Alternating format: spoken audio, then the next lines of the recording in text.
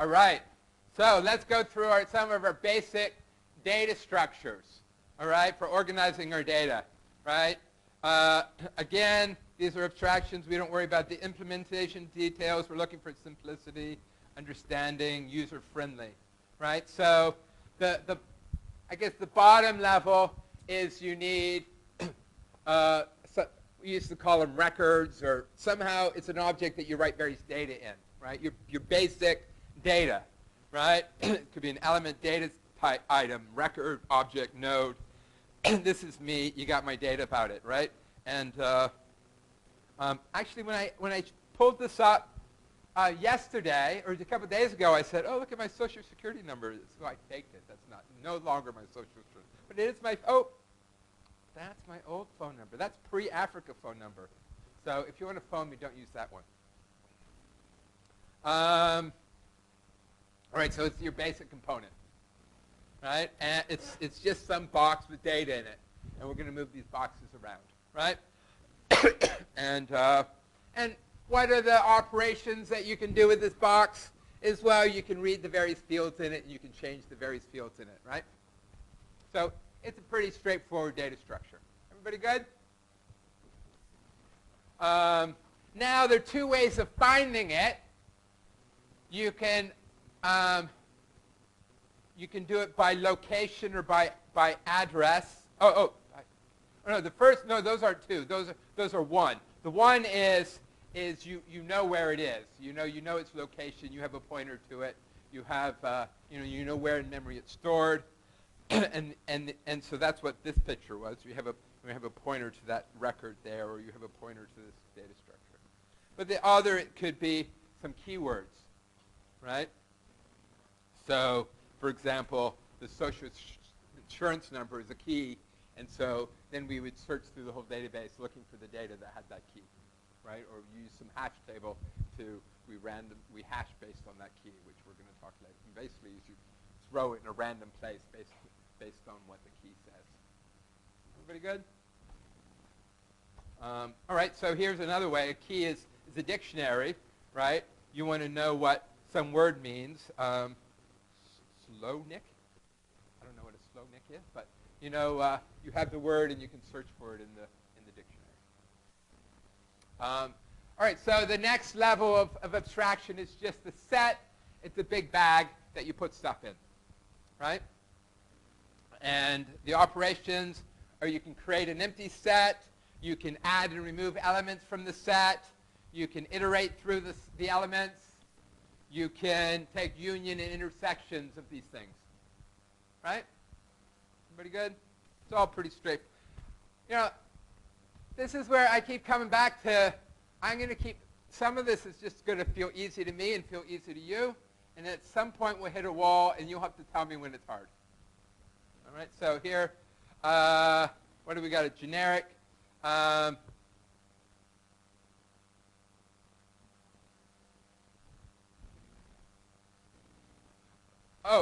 I see.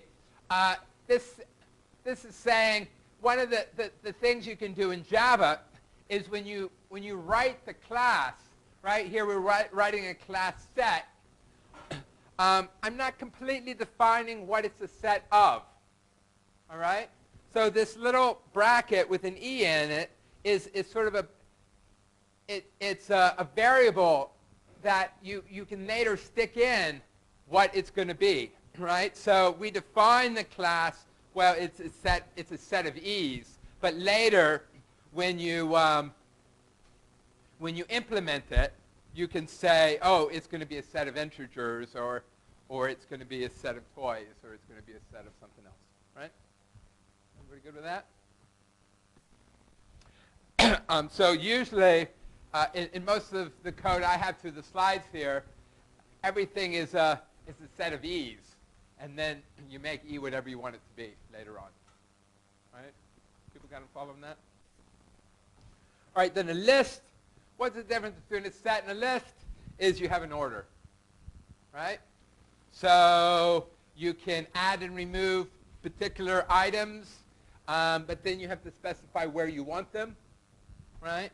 You can iterate in that. Now you have an order. Before, when you iterate through the set, it comes to you in a random order, right? A meaningless order. But here they come through in a specific order. You can concatenate these lists together, right? So sometimes we're going to restrict data structures, right? We're going to make them less, in some ways, less useful. And why do we do that? Well, if you restrict them, then they can do what they do more efficiently, right? It can make the understanding easier. And here, let's go back to understanding. It's often there's communication between the person writing, between the algorithm. Remember, we had the mathematician who's designing the algorithm, right? And he's going to say, or she's going to say, hey, use a stack. Now, why does she say that? Well, it then allows, then the coder then knows, oh, it's only going to do these operations. And someone years later who looks at the code, it's going to say, S is a stack. Okay, it tells me something. I know how this thing is going to be used, right? So that helps understanding, right? Right, so here's some guys. I just talked about stack. What is a stack? It's a list where all you can do is add things to the top of the stack and remove them from the top of the stack, right? You only have access to the top. And what are some applications? Well, you've all are experts with the undo button, right? You do various things, and then you say undo, and it pops the stack. And in fact, there's often, I love it when there's a redo button, and then you can push them back on the stack because you've gone too far, right? And then recursion. If you don't know how recursion is actually implemented, I might cover it here. I certainly cover it in 3101. So but it's all about a stack, right? I'm running a routine, and when I make a subroutine call, I go on a stack, and that routine runs, and then it comes on top of me, and then the stack pops. And then parsing is one of my favorite algorithms. I cover it in 2001 if you haven't seen it. It's all about stacks. All right? And here we're still doing applications of stacks. So if you push everybody on the stack and then you pop everybody off the stack, right, it nicely reverses everything. And then there's queues, right? What's a queue? It's a line. People only can arrive on one end, and then they only can leave on another end. And there's one of the few things, I don't know why, that can give me road rage is when I've been waiting in this driving along this lane, and everybody knows this is the lane that you have to be in, and people butt in. I hate that. So we use it for handling jobs. And then there's priority queues. So how a priority queue is that when you can add things to the queue, and when you add them, you give them a priority. And maybe another operation is you can increase or decrease its priority. And then when you ask for something from the queue, what comes out is the thing with the highest priority. Right? There's Marilyn Monroe. She has a high priority.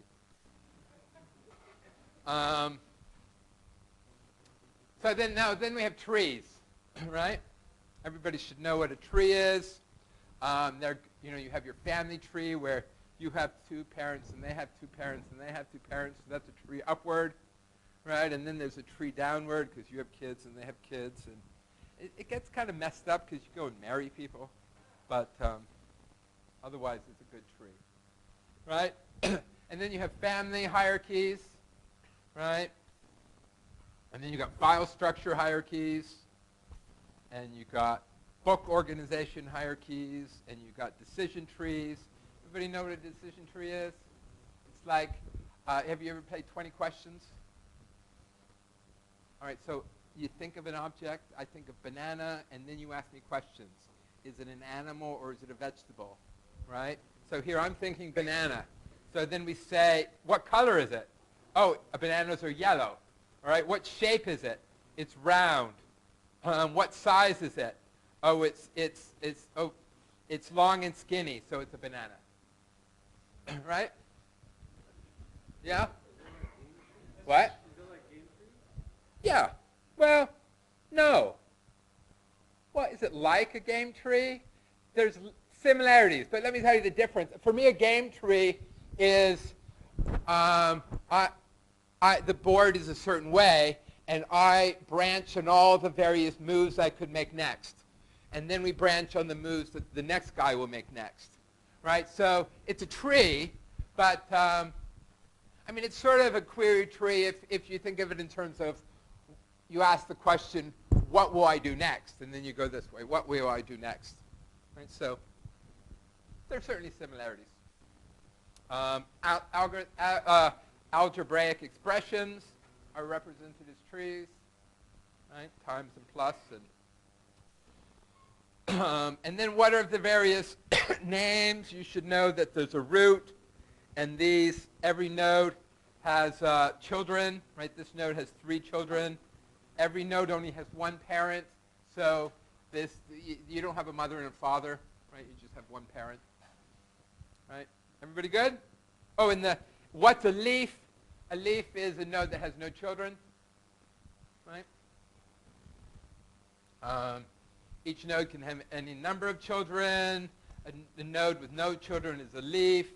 You have relationships, who your children, who's your parent, who's your sibling, just like you would imagine, right? Oh, this is all, the assignment is all about walking around a tree. And then where the recursion comes in is, well, this whole thing is a tree, right? But what I have in blue is a subtree, right? So you can if I'm trying to solve some problem on this whole tree, then I do it by getting my friend to solve the problem on the child, right? Each of my children. And then I put the pieces together, right? So I guess I got ahead of myself. Here, there's 2 ways to view a tree. The one way is that there are a bunch of nodes and you can walk around them, right? So you can say, hey, go down to the first child, go up to the parent, go across to a sibling, right? So that's you're thinking about it as this one is a graph with edges between them that you can walk around, right? And then recursively, that's where I said this is a whole tree, and it is built up of subtrees, right? Everybody good with that? Everybody good? All right. So, here, again, remember we talked about restricting our data structure. So a good restriction here is a binary tree.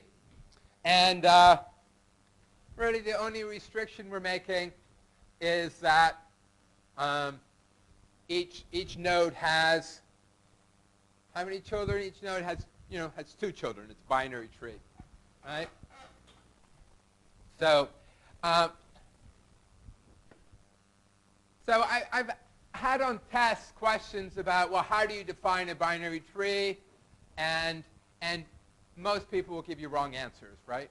Most people will say, well, every node has 2 children, right? Well, some nodes might have 1 child, right? But even if it has 1 child, it has a left or right child, right? It still is either a left or it's a right. But here I like the recursive definition, right? So here we're going to say every certainly internal node, every node that you see in this picture is going to have 2 children, right? And one of them is going to be the left child, and one is going to be the right child, right? Yes, it's the empty trees are key, right? So here, this whole thing is a tree, right? But, right, this node here has 2 children, right? But his left child, I always get challenged with my own left and right, and then when we're rotating the screen, it gets even harder. But but one of his children certainly is the empty tree, right? And what about node 1? Who are its children? Right? Is 2 empty trees, right? So every node, every tree, I'm going to say every tree is either the empty tree or it's a node that contains a left subtree and a right subtree, right? And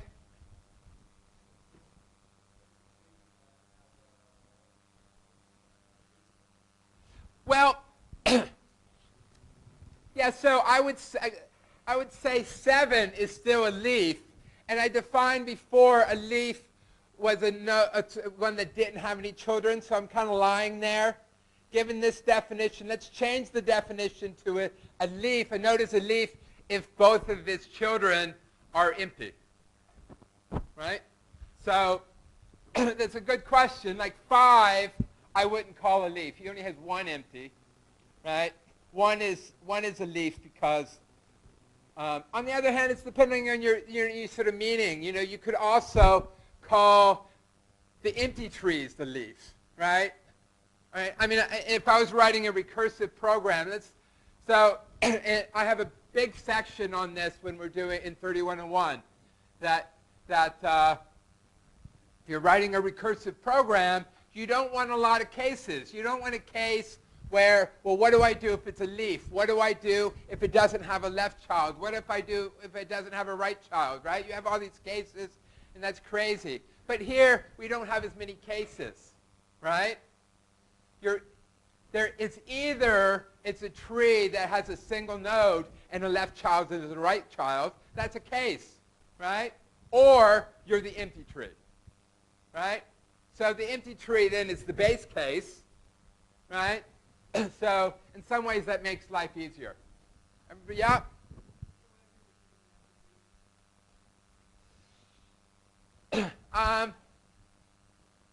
I would say if I were going to say this tree, I would call 1 a leaf because its 2 children are empty, right? But if I was writing a recursive program, I would then say the empty trees are the base cases, which are the leaves of the recursion, right? I wouldn't get too worked up about it. I would, if you're unclear about the definition of a leaf, then you specify what I'm talking about, what we're talking about, right? Certainly 5's not a leaf. I don't know. Everybody good with trees? We're gonna have sections of this course will be on trees.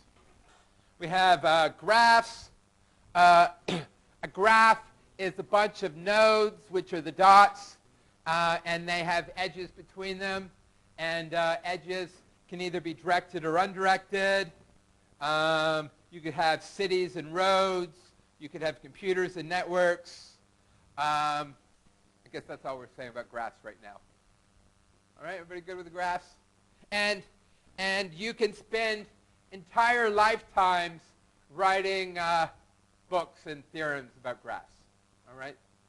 My father is a graph theory person, right? So, and then you think you're writing some, like any field in mathematics, you're thinking you're writing something obscure and then somebody uses